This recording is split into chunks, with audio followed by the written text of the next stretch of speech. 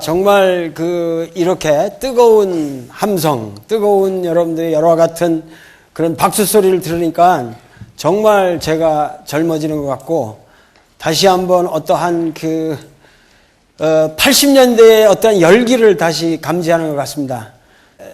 조선인들의 이 기나긴 역사에서 이 호남 지역이라는 것이 너무도 중요한 역할을 해왔기 때문에 저는 오늘 이 순간 여러분들과 이 자리에서 우리 호남의 역사와 더불어 우리 민족의 앞날을 한번 같이 생각해 볼 수 있는 이런 기회를 얻게 된 것을 무한한 영광으로 생각합니다. 감사합니다.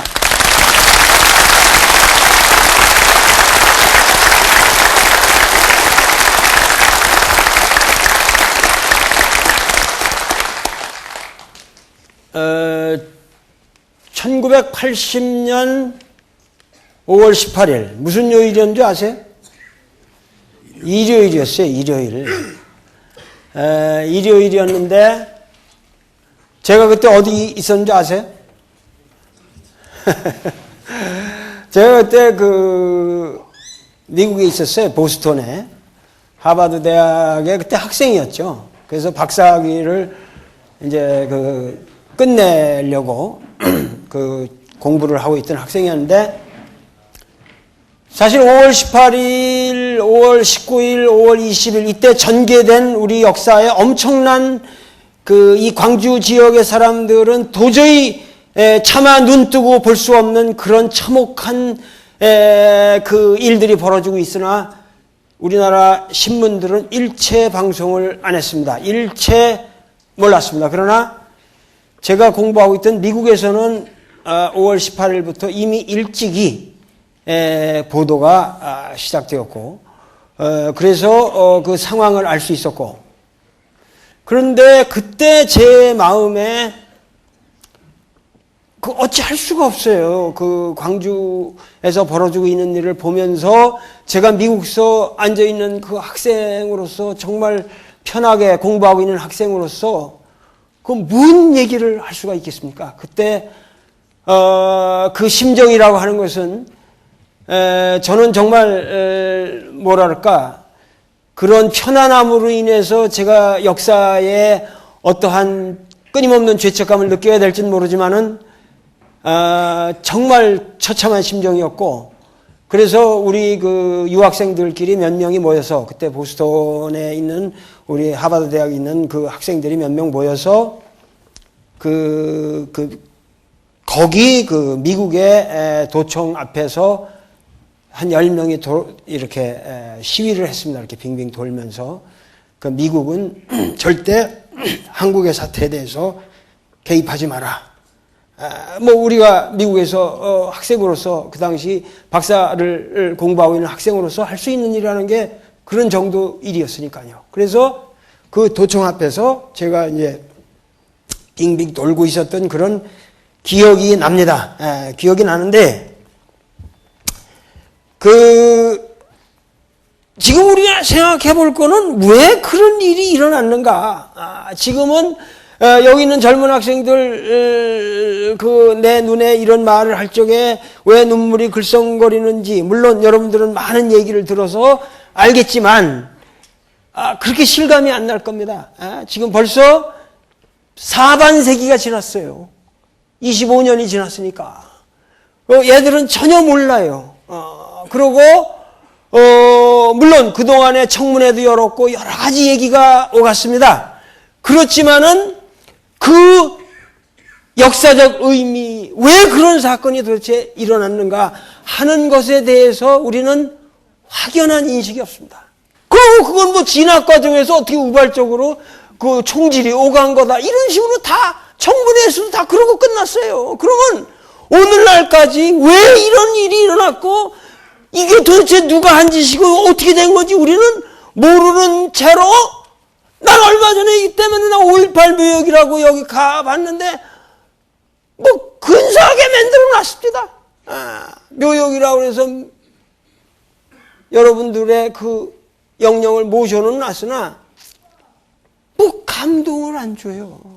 이런 묘역을 5.18이라고 기념탑을 끄게 해놓고 묘지를 근사하게 해놨다고 그래서 그리고 그분들에게 뭐 몇 억씩 줬다고 그래서 그것이 해결되는 문제냐 이거야 이게. 그렇지 않습니까? 그 이제 와서 왜 도리야 다 옛날 지나간 거 가지고 또 광주 와서 뭐 희망찬 얘기나 하면 됐지 왜 또 옛날 얘기 들먹이느냐. 난 좀 얘기를 해야겠어요 이거를. 그렇잖아요.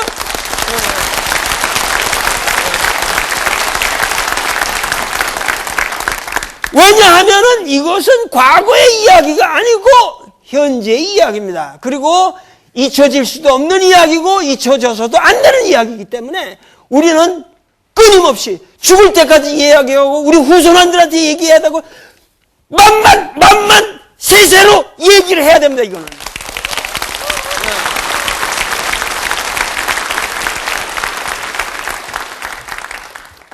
우리 이 호남의 역사적 특성이라든가 이런 거를 좀 짚어볼 필요가 있어요.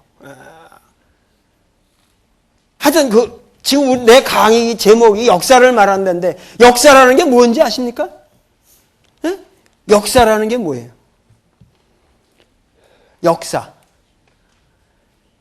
역사라는 거는 시간이에요. 이거 시간. 우리가 시간이 갔다 그러잖아요. 시간이 흐른다 그러잖아요. 뭐든지 시간이 흘러가면 역사가 돼요. 이것도 지금 신라가면 이 지금 병의 역사가 있잖아요. 이 물병의 역사가 있잖아요. 지금 그렇잖아요. 이 사람의 역사만 있는 게 아니에요. 역사가 있어요. 다 시간만 가면 역사가 돼. 그렇죠? 뭐든지 시간만 가면 그 역사라는 게 뭐 대단한 게 아니에요. 그러니까 뭐 자연사 박물관도 있잖아요. 자연도 역사가 있잖아요. 나무의 역사가 있잖아요. 시간만 흘러가면 다 역사가 돼요. 시간만 흘러가면 그렇죠? 네. 모든 게 다 시간만 흘러가면 역사가 되니까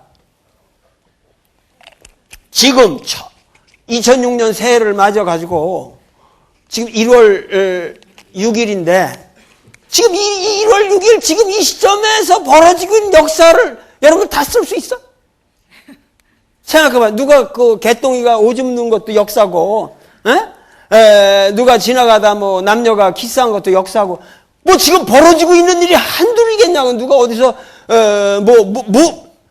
이 순간의 역사만 쓰려도 쓸 수가 없어요. 그런데 우리는 역사라는 걸 얘기할 적에는 우리에게 뭔가 의미 있는 사건만을 골라서 쓰는 거예요.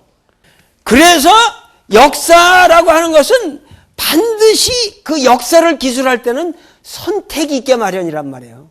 선택이 되고 그 선택하는 놈들은 지 편의대로 좋은 것만 선택하겠지. 그렇잖아요? 지금 역사는 엄청 많은데 그 역사를 다 쓸 길이 없으니까 거기서 선택을 한다면 내가 선택한다면 나한테 좋은 것만 하겠지. 그렇지 않습니까? 그러니까 인간의 역사라고 우리가 하고 있는 거는 그렇게 선택된 역사예요. 근데 그 선택된 역사라는 건 다시 말해서 해석된 역사라고 말이에요. 해석된. 그죠? 이해가 가죠? 그 해석의 체계를 또 우리는 역사를 사관이라고 불러요. 이제 이해가 갑니까? 사관이라는 말이 뭔지? 그러니까 그런 것들이 그래서 역사적인 사실이 있는 것 같지만 역사적인 사실이 있다. 근데 사실은 그 역사적 사실을 알고 보면은 다 누군가가 해석을 해놓은 사실이요, 그게. 여기가 예를 들면 우리가 백제가 신라에게 망했다. 삼국 역사를 얘기할 때 그 말이 맞아요, 틀려요? 백제가 신라한테 망했어, 안 망했어? 백제가 신라한테 망했다고 여러분들 그 사실로 알고 있죠? 여러분들은 역사를 그렇게 알고 있잖아요. 백제 사람들이 신라한테 졌다. 웃기는 얘기란 말이야, 그게. 백제는 신라한테 망할 수가 없는 나라였어요. 근데 어떻게 망했어? 당나라한테 망한 거예요. 지금 미국하고 이라크하고 싸우는 걸 생각해보란 말이에요. 예? 이락이 미국하고 싸운 거란 말이에요, 지금. 예? 그러니까 백제는 당시에 미국하고 싸운 거지, 신라하고 싸운 게 아니란 말이야. 이해가 되십니까? 예? 그런데 우리는 역사를 그런 사실이라고 알고 있는 것도 사실 그 사실이 아니다 이거야. 백제가 절대 신라한테 안 망했어요. 물론 신라가 삼국 통일을 했으니까 그거를 사실이라고 말할 수도 있겠지만은 결국은 그 백제가 그 당시에 망하게 된 것은 그런 원인이 있다 이 말이에요. 그것은 백제 자체의 힘으로 신라하고 싸워서 진 게 아니에요. 그러니까는 백제 사람들이 왜 그 당시 당했냐? 결국은 신라인들의 외교 전술과 그 당시 국제적 감각, 백제인들은 워낙 신라를 깔볼 수가 있어. 그러니까 자만했던 거예요. 그리고 그런 국제 감각을 잃어버렸고, 신라는 신라로서 이긴 게 아니라 가야를 병합하면서, 가야. 지금 부산 지역이 가야요, 가야. 예, 그게 저쪽 대구, 경북하고 경남하고 또 달라요.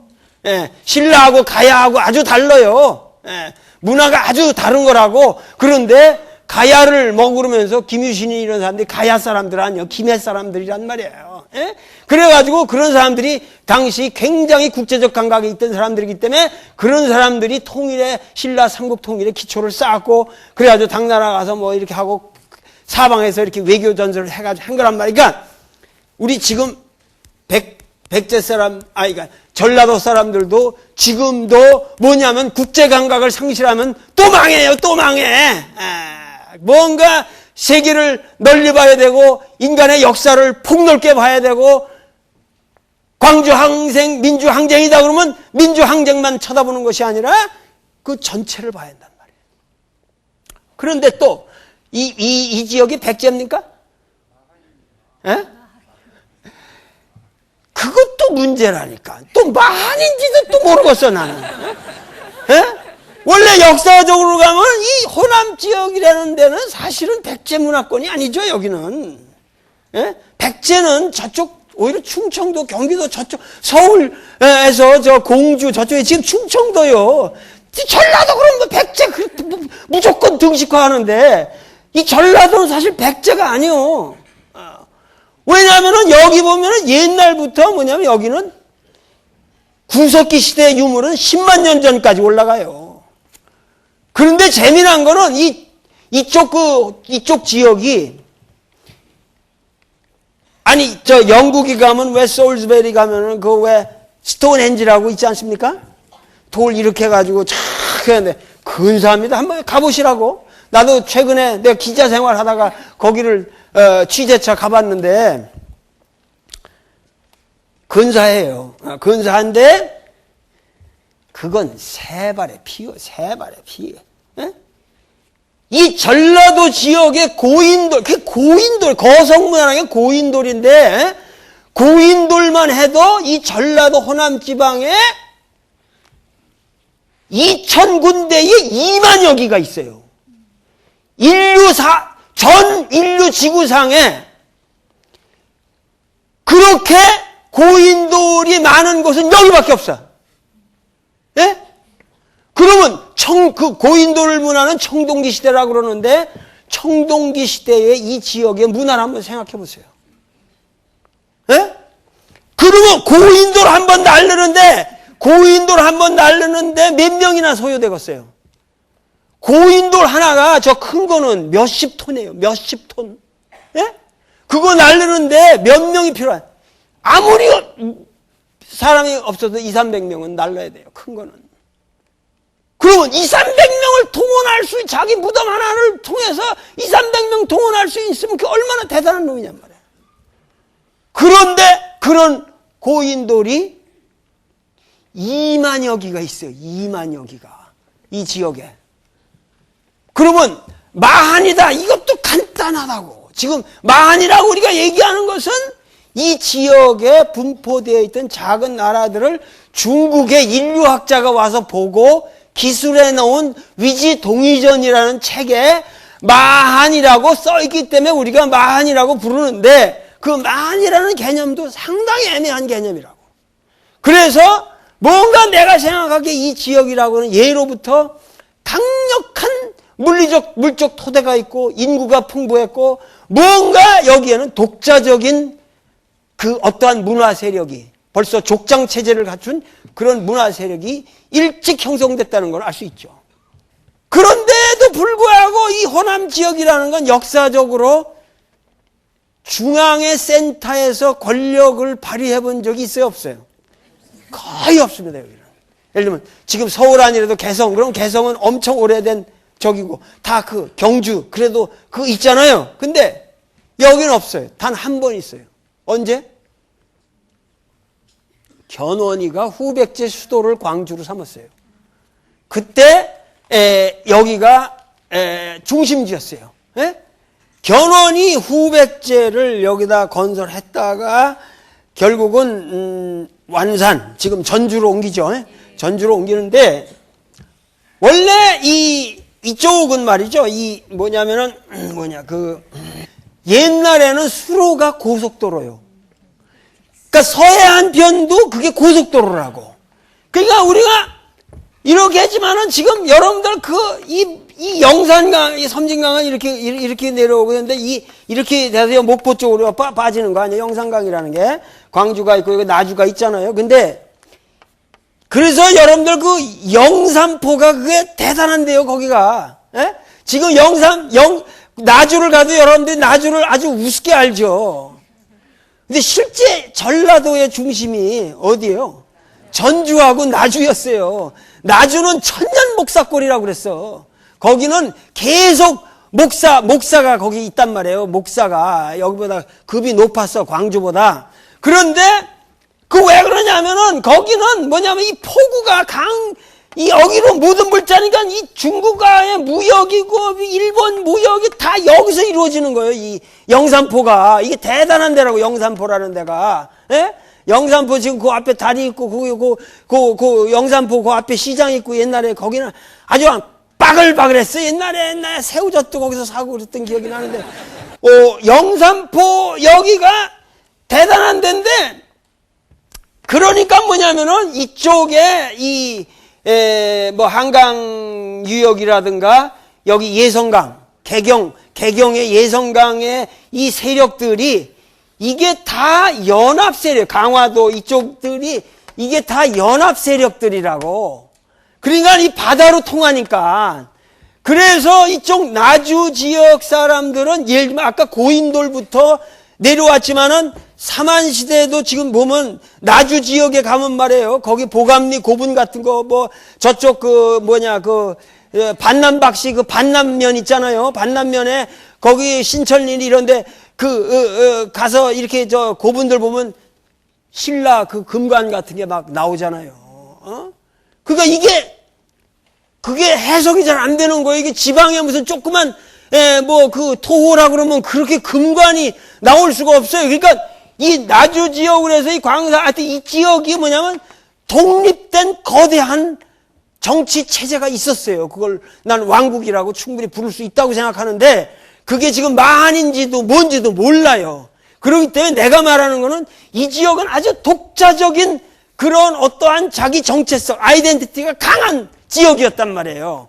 그러니까는 이 견훤이가 여기서 후백제를 세우는데 이상하게 뭐냐면 이쪽 나주 사람들이 이 견훤이하고 협력을 안 한단 말이에요. 왜냐하면 그 전부터 이미 여기 개경에 있는 이 왕건, 예성강 지역의 이 해상권 세력인 이쪽 사람들과 계속 무역이 있고 그렇기 때문에 왕건이랑 이게 친하다고.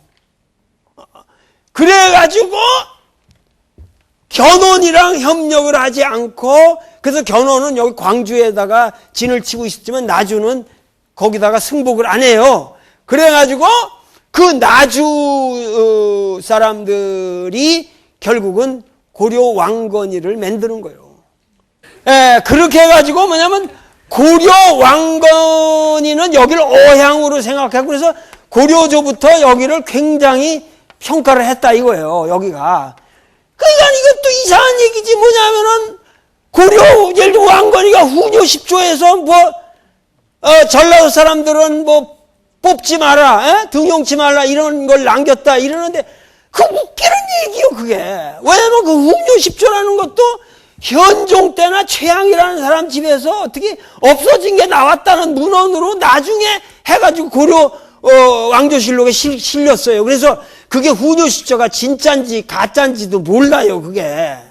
그런데다가 뭐냐면은 역사적으로 보면은 절대 이 호남 지역 사람들이 그 등용문에서 차별받은 적은 없습니다. 예? 그건 역사가들이 그런 말 하나 뭐 후뇨십조에 들었다 그래서 전라도 사람들은 차별 대우했다. 이게 말이 안 되는 거예요. 역사는 그렇지 않습니다. 현실적으로 다 통계를 내보면 절대 그렇지 않아요. 그러니까 고려사를 보면은 정확하게 차현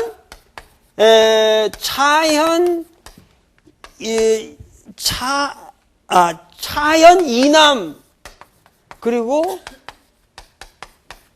공주 강회라고 그랬어요. 그러니까 정확하게 표현을 말한다면은 호남이라는 말을 쓴 적이 없고 차현 이남 공주 강회라고 그랬는데 이것이 정확하게 어느 지역인지도 우리가 몰라요. 이게 여기에 대한 논의도 상당히 복잡한데 단지 뭐냐면 견훤이가 나중에 자기 아들하고 저쪽 지금 개태사 있는데 저쪽 그 논산 쪽에 거기서 그 자기 아들 누구죠? 신검이하고 자기 아들이 왕위를 뺏어가지고 이제 해가지고 이 아버지하고 아들이 그 견훤은 나중에 왕건한테 가가지고 왕건이하고 같이 자기 아들을 치잖아요. 그래서 그 부자지간에 그러한 것이 일어난 지역이기 때문에 아마 이 좁은 지역에 한정해서 아마 그런 그 부자지간에 그런 비극이 있었던 그 지역에서 나는 사람을 쓰고 싶지가 않다라는 정도의 얘기였을 거라고 생각이 돼요. 예? 그러니까 하여튼 이런저런 이야기로 해서 친다면은 뭐냐면 이 지역은 뭔가 예로부터 그래서 상당히 어떤 독자적인 그러한 세력을 가지고 있었다 그 말이에요. 그러니까 그래서 고려시대 때도 그러한 독특한 이 어떤 아이덴티티가 유지됐고 그래서 거란에서 그 침략이 들어왔을 때도 고려 현종이 피난을 온 데가 여기에요. 나주 지역이라고. 그리고 제일 마지막에 조선 왕조를 건국한 누구예요? 이성계가 건국했지만 실제로 그 이성계 건국에 브레인 노릇을 한 건 누구예요? 정도전이라는 사람이 진짜 이제 조선 왕조는 사실 정도전이가 그 이성계는 이제 겉으로 이렇게 해서 추대한 거고 뒤에서 만든 거 다 정도전이가 한 거죠. 그런데 그래서 정도전이가 키운 사람이 이방원이고 이제 이방원이가 그래서 결국은 정도전이 틀대로 간 거예요. 물론 이방원이가 정도전을 죽이긴 했지만 그러나 정도전이는 어떻게 해서 그런 이 조선 왕조 건국에 어떠한 꿈을 꾸게 되었냐? 바로 귀향을 어디로 왔어요? 나주로 왔거든. 나주로 와가지고 여기서 사람들의 사는 모습을 보고 그리고 그 답전보라는 그 유명한 그 사람의 이 글을 보면은 그 지방에 그 부곡 사람들이라고 그랬는데 상당히 그 지체가 높은 사람들이 아닌데 부곡이라고 하면은 그 고려의 그 지방 이제 행정 체제로서 그 중앙의 도시에서 이렇게 밀려난 변방의 그걸 말하는데 저기에 무슨 옛날에는 그 노비들이 살았다고 그러는데 그런 건 아니고 이 부곡 사람들의 거기랑 이렇게 같이 어울려 살면서 그 민중의 애환과 그들의 어떠한 이 중앙에 대한 항거 정신을 배우게 되는 거예요. 그래가지고 거기서부터 이 사람이 조선 왕조를, 그러니까 고려를 뒤엎고 새로운 왕조를 세워야겠다는 그러한 어떠한 새로운 비전을 굳히게 되는 거죠. 그것도 사실은 정도전이는 저쪽 봉화 사람이지만은 그 바닥이 된 정신은 바로 호남의 민중들이 제공한 것이다 그 말이에요. 뿐만 아니라 뭐예요? 임진왜란. 세상에 이렇게 어마어마한 그 사건이 또 어디 있었습니까? 근데 그 임진왜란 때도 결국은 뭐예요? 충무공이 뭐라고 그랬어요? 호남이 없으면 이놈의 나라가 있을 수가 없다라고 그랬는데, 사실은 한번 생각을 해보세요. 생각을 해보시면은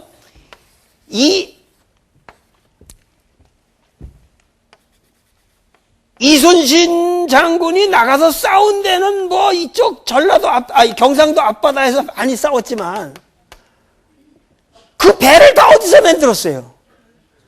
뭐 여수, 뭐 완도 이런 데서 다 만들었거든요. 그 누구세요? 다 전라도 사람들이라고. 전라도 사람들이 원래 이 배 기술이 탁월한 사람들이에요. 배 건조 실력과 항해술이 대단한 사람들이 이게 이쪽 지역 사람들이. 그러기 때문에 그 바다에 아주 빠삭한 사람들이 많았고, 그리고 여기에 그 배 건조에 필요한 그 그 목재가 이쪽 지역에 다 있었고, 그래가지고 전부 뭐냐면은 이 임진왜란을 그 이순신을 도와서 이 나라를 지킨 거는, 그러니까 이 전체 나라의 형국에 있을 적에 이쪽 호남 지역에 얼씬도 못하게 하는 이 호남 지역에 이것이 지키지 않았더라면은 우리나라가 어떻게 됐겠어요? 여러분들 말했죠. 1910년도에 뭐가 일어났어요? 네? 한일 합방? 한일 합방이라는 말은 하면 안 돼요. 네? 왜냐하면은 합방이라는 거는 남자 여자가 같이 방을 썼다는 얘기가 아니고, 네? 합방이라는 건 나라를 합했다 그런 얘기요. 근데 우리나라하고 일본이 언제 나라를 합했어요? 우리가 언제 나라를 합했냐고. 단지 강도 새끼가 든 거요. 네? 우리 집이 있고 우리 나라가 있는데 경술련에 강도가 들어온 거라고. 우리는 절대 일본과 나라를 합친 적이 없습니다. 언제 우리가 나라를 합쳤어요? 지금 우리가 임진왜란이라고 그러지 않습니까? 임진왜란만 해도 자그만치 7년을 간 거예요. 7년. 쉽게 생각하면 36년 일제 통치라고 하는 것을 우리는 경술왜란이라고 그래야 돼요. 똑같게 생각하면 된다고. 아시겠습니까? 단지 임진왜란 때는 이순신이 호남을 지켰기 때문에 우리나라가 안 없어진 것처럼 역사가 기술되는 거고, 경술왜란 때는 이순신이 없었기 때문에.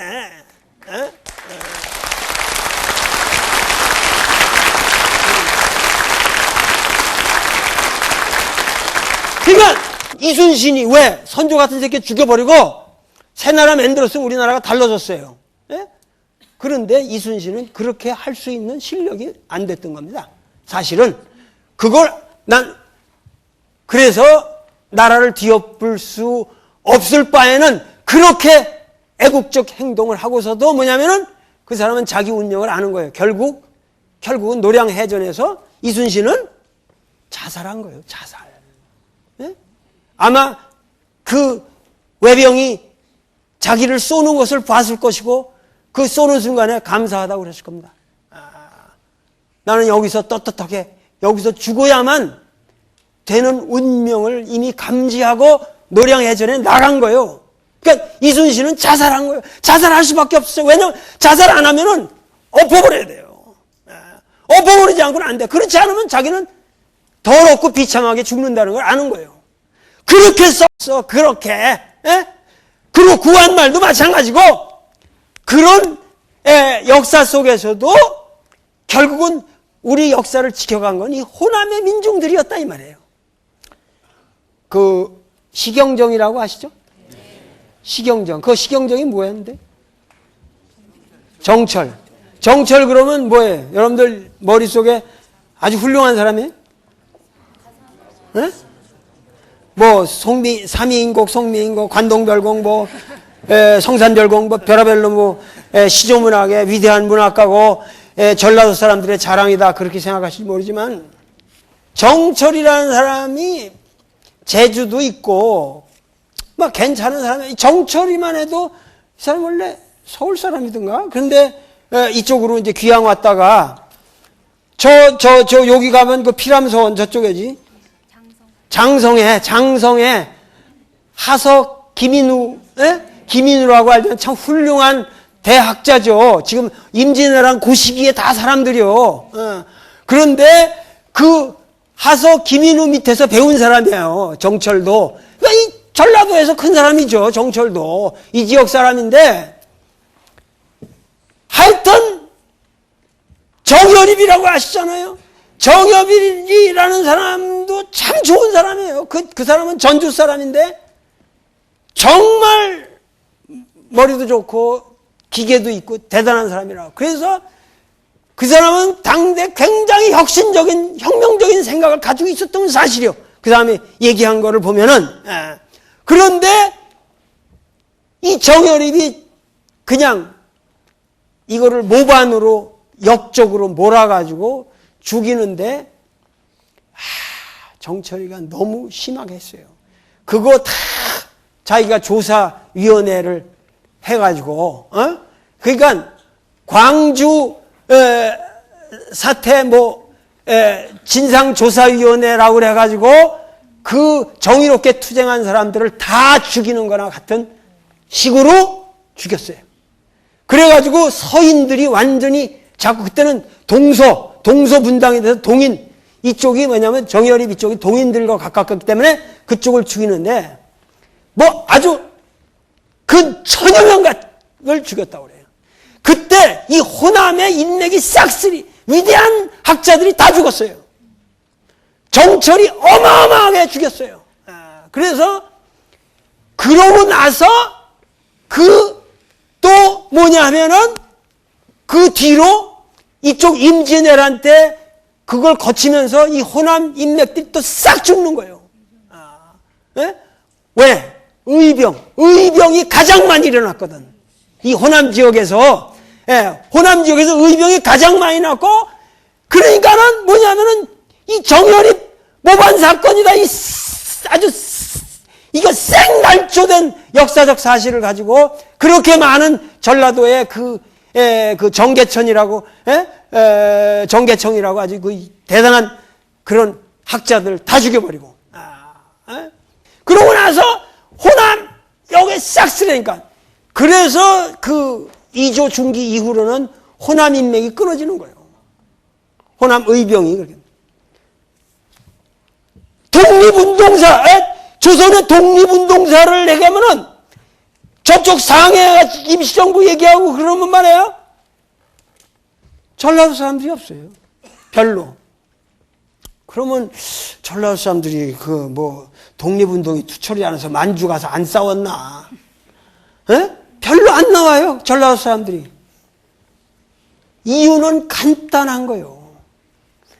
이 임진왜란 때 호남 의병이 그렇게 대거 일어났잖아요. 김동영 장군이라고, 이 사람이 누군 줄 알아요? 우리 할아버지요, 할아버지. 광산김 씨라고. 여기 저 무등산 저쪽 돌아가면은 거기 충장사라고 있잖아요. 바로 그래서 충장로요. 근데 이 양반이 의병장이었단 말이야. 이 호남 지역에.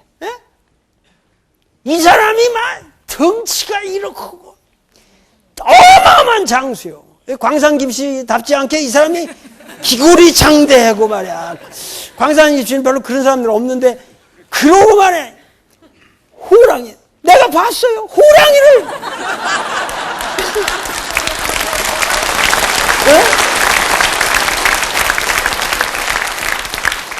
호랑이를 맨주먹으로 때려잡아요. 김동영이.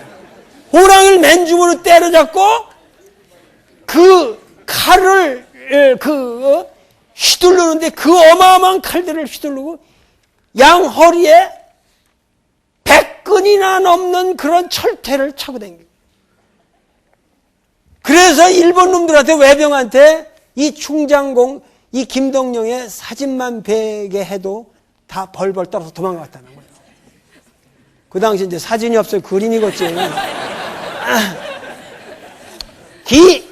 김동영이 대단한 분이라고, 이분이. 그런데,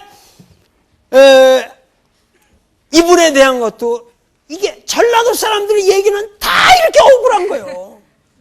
뭐냐면 거기 이몽학이라고 홍산에서 반란을 일으켰다서 그 반란을 제압하러 가라고 그래요. 그래가지고 이동영이가 곽재훈이 이런 사람들하고 갔는데 가다가 또 지금은 란이 평정됐다고 가라고 또 그래. 가지 말라고. 그래가지고 광주로 돌아오는데 자식이 그 반란군하고 같이 합작해가지고 또 모반했다고 생으로 잡아가지고 죽이는 거예요. 20일을 고문을 해가지고 장사를. 예? 그래 이 사람이 말이야 이게 덩치가 좋고 저게 했는데 칼로 목을 쳐도 안 들어가는 사람이라. 아니 설화하지만 그 사실이었던 모양이에요. 그 죽일 길이 없어. 그러니까 이 사람이 만세 나는 그때 이제 어머니 상인가도 당하고 뭐 그래가지고 만세 뭐 난 효자라 이런 비를 세워주면 내가 죽겠다. 비를 세워라. 그러니까 비를 깎아서 만들어 놓으니까는 내 다리 밑에 비늘이 있는데 그거를 떼고 거기를 3번 치면 내가 죽는다. 그래가지고 죽었어요. 그러니까 그게 설화지만 이쪽 지역 사람들의 광주 사람들의 그 아픈 가슴을 나타내는 거란 말이야. 그 위대한 그렇게 의병으로 싸운 사람들도 다 그렇게 억울하게 죽여버리고, 예? 그러니까 그런 집안에 고경명이의 자손 고광순이, 예? 이런 광산김 씨도 그렇고 모든 사람들이 뭐냐면 그런 집안 사람들은 구한 말에 의병으로 안 나갈 수 없는 거예요. 그러니까 이쪽 호남 의병이 그렇게 많이 일어났기 때문에 뭐냐면 구한 말에 일본 놈들하고 싸우는 의병이 전부 이 호남에서 일어났어요. 아까 왜 이 얘기를 했어요? 상해고 뭐 이런 데 가서 독립운동 없다는 거 아니에요. 호남 의병이 워낙 거세게 일어났기 때문에 일본 놈들이 여기 호남 남조선 그러니까 호남 폭도 대토벌 작전이다. 이래가지고 저 부안에서 저 하동까지 이렇게 포위망을 해가지고 저 해남 쪽으로 망을 좁혀가면서 싸그리 죽이는 거예요. 그래가지고 그때 앞에다가 이 바다에다가 다 군함을 갖다가 해놓고 갔다가 싸그리 이렇게 그러니까 광주 사태랑 똑같다고. 그래가지고 싸그리 죽여버렸기 때문에 공백기가 있는 거예요. 다 죽어버렸으니까 인물들을. 그래가지고 독립운동 할 사람 여력도 없는 거야. 동학 때 싸그리 죽였지, 의병 때 싸그리 죽였지, 남은 게 뭐가 있어요. 그러니까는 그러다가 이제 그게 이제 광주 학생 사건이라는 거 아닙니까? 예? 그래서 전국에 퍼져 나갔는데 그때서부터 다시 이제 이 광주 지역에 또 저항 정신이 머리를 들기 시작하는 거죠. 그래가지고 그게 5.18까지 오는 건데 5.18에서 우리 광주 인민들이 그야말로 당한 걸 생각하면은 광주 학생 사건 때랑 비교를 해보면 일본 놈들이 우리 광주 사람들에게 한 것보다 전두환이가 한 짓이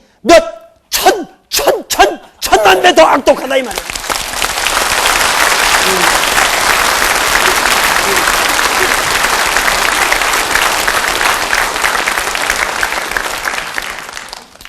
그러니까는 지금 우리가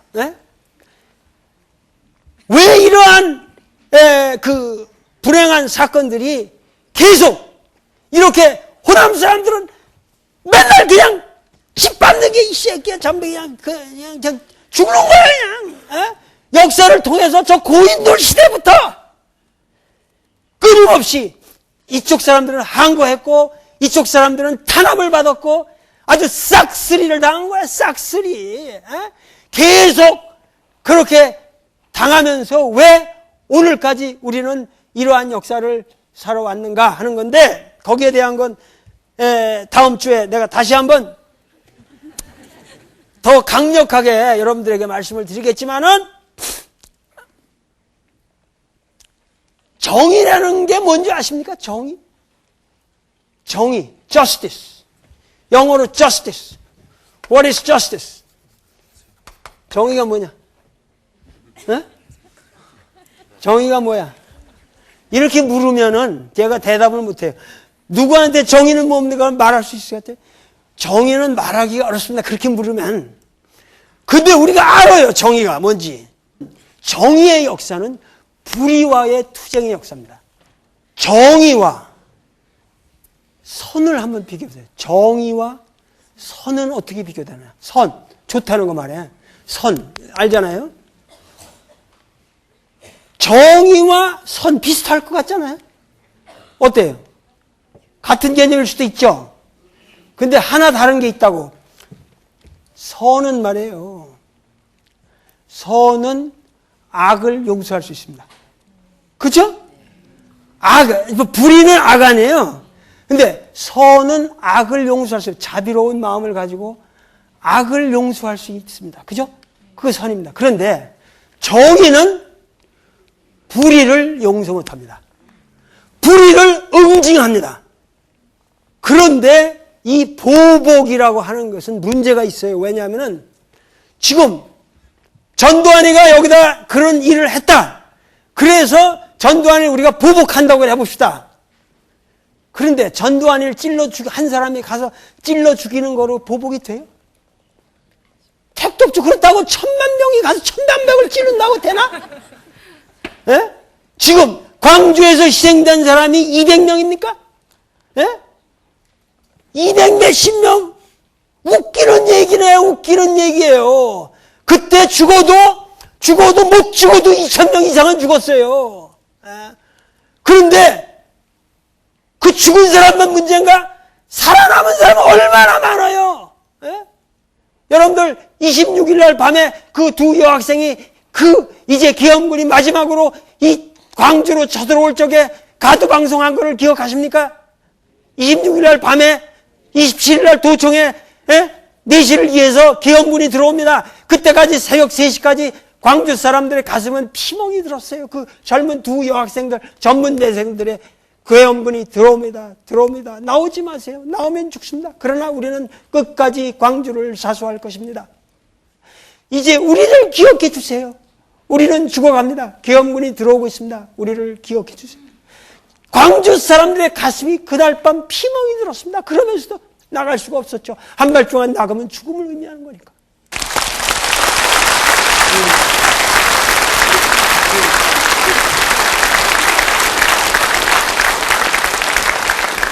보복이라는 것으로는 해결이 안 돼요. 이게 인류의 역사가. 그러니까 뭐냐면은 지금 보복으로 해결이 안 되고 또 지나친 보복은 또 다른 새로운 보복을 불러일으키기 때문에 그것이 순환이 된다 그 말이요. 알겠죠?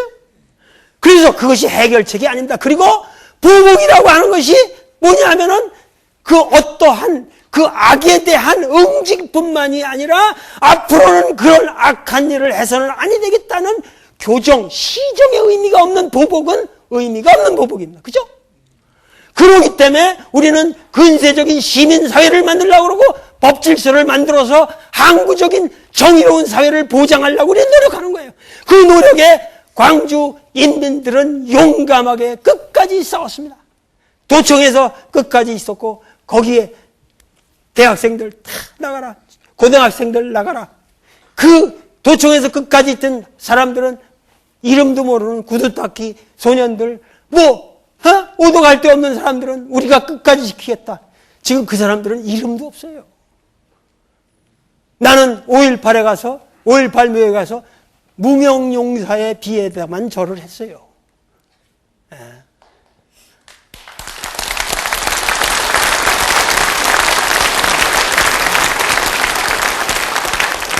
그러니까 문제는 지금 어떻게든지 지금 보복을 하자는 게 아니라 광주 인민들이 원하는 것은 정확한 정의의 논리를 이 사회에 밝히자는 것이고 분명히 잘못된 새끼들이 나쁜 새끼라는 것을 역사에 확실하게 우리가 도덕적으로 응징을 해야 된다.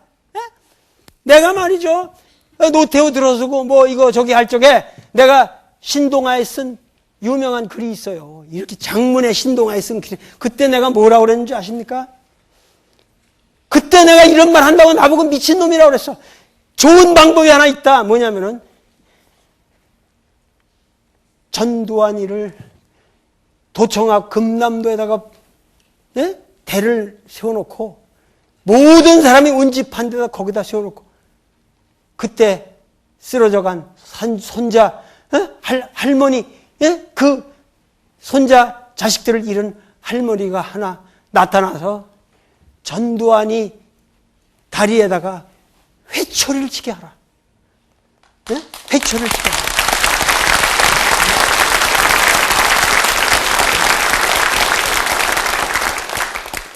아까도 얘기했잖아요. 임진왜란 전후에 그리고 소위 말해서 이 일제 전 그리고 후 해방 우리 민족이 해방이 됐다고 하지만 과연 우리는 해방이 됐는가? 자 보세요.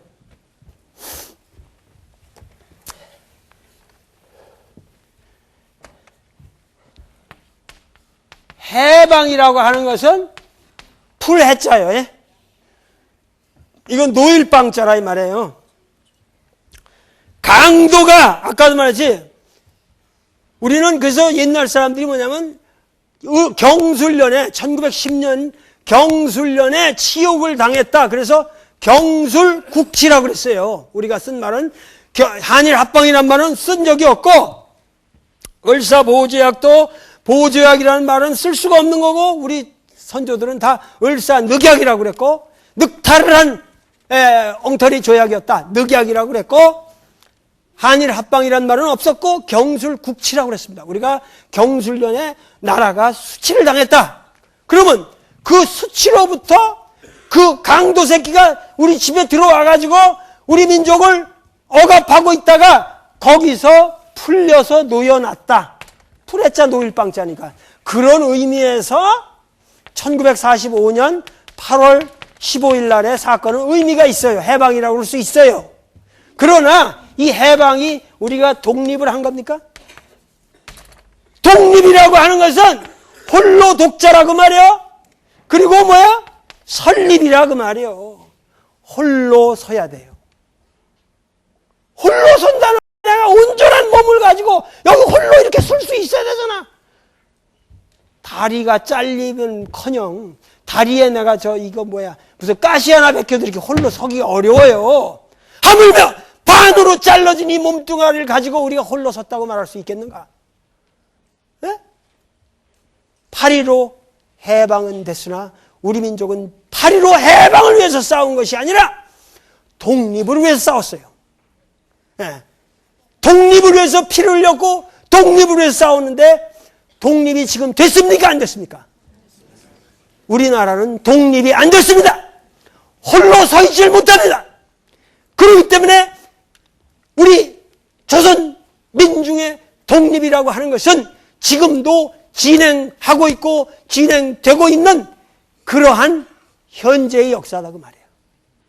그러면 지금 복잡하게 지금 얘기를 하지 말고 이 우리 독립의 역사 그리고 이 독립의 역사와 호남의 역사가 어떻게 결부가 되며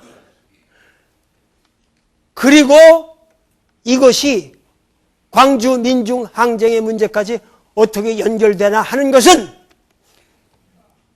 다음 주에 제가 여러분들에게 한번 더 힘차게 강의를 드리겠습니다. 감사합니다.